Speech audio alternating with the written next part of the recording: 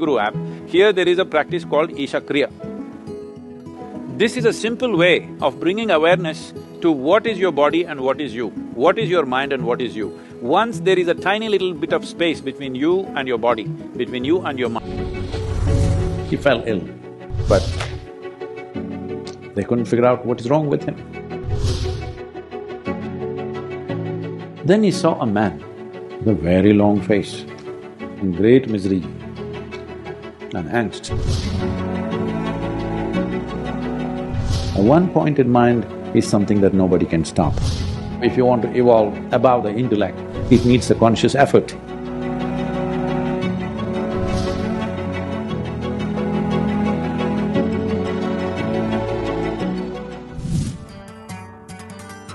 "500 years ago, there was a city of my forefathers who were kings in that area.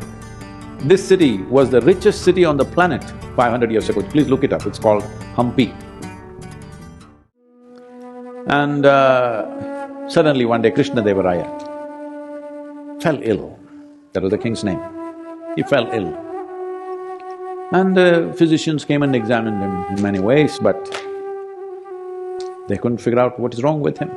But he was sinking away, nearly at the doors of death. Then he called for his friend and advisor, whose name was Tenali Ramakrishna. Tenali came, and he's no physician, he didn't know what to do.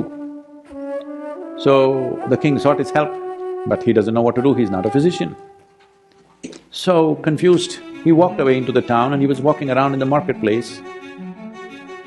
Then he saw a man with a very long face, in great misery and angst. Tenali went up to him, "Hey, what's wrong? Why are you looking like this?" He said, "I'm in the sandalwood business. Because a large stock was available somewhere, I took a huge debt and bought this entire sandalwood. Now if I don't sell quickly, I will be finished.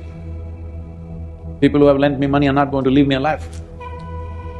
The only way I can sell this sandalwood is, the king must die.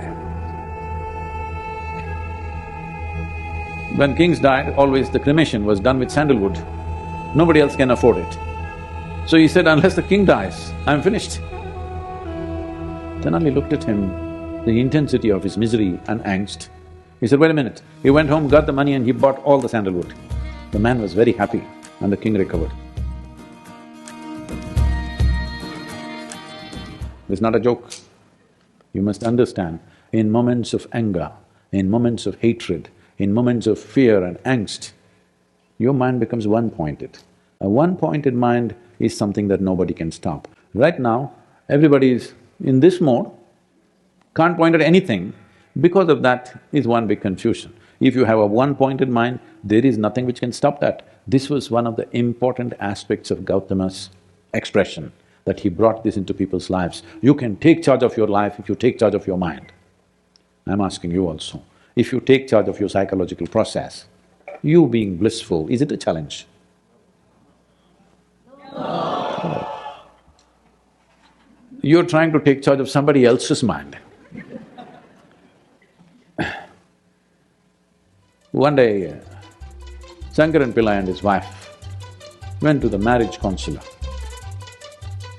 So Shankaran Pillai introduced and said, "We really have a wonderful marriage because we have such a fantastic partnership, and I'm the silent one." So this whole process of rising above the mind, which means a Buddha, becoming a Buddha, you must understand that's not his name is Gautama Siddhartha. Buddha is a state. That means if you're above your intellect, you're a Buddha. If you're in the intellect, you're a non-stop suffering human being. If you're below the intellect, we can call you a Buddhu.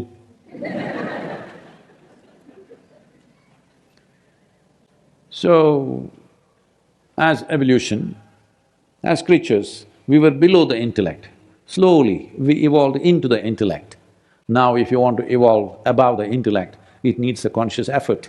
Don't wait for Mother Earth to do it for you. It may happen after 1,000,000 years, but you won't be there. You should download an app that we have, it's a free app, anybody can download, it's called Sadhguru app. Here there is a practice called Isha Kriya. This is a simple way of bringing awareness to what is your body and what is you, what is your mind and what is you. Once there is a tiny little bit of space between you and your body, between you and your mind,